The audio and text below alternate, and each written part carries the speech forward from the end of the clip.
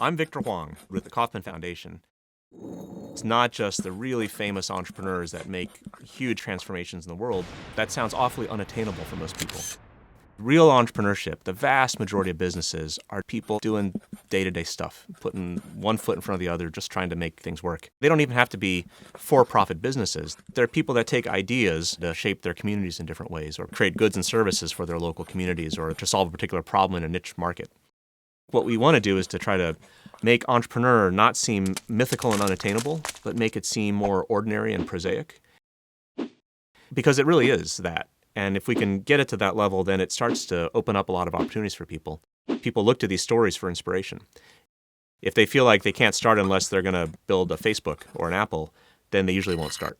But if they realize that they could start just by making a living or making a small difference in the lives of their children or the people in their community, then it actually opens it up a lot and starts to feel like people can really participate.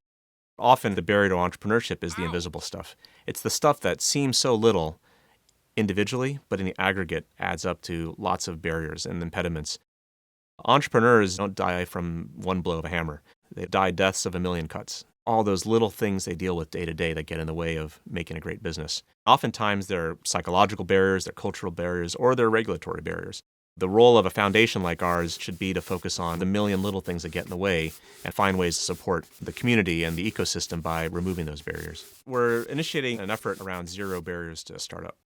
There are people doing amazing things in their communities. Part of the role of people that support entrepreneurs is to recognize that heroism.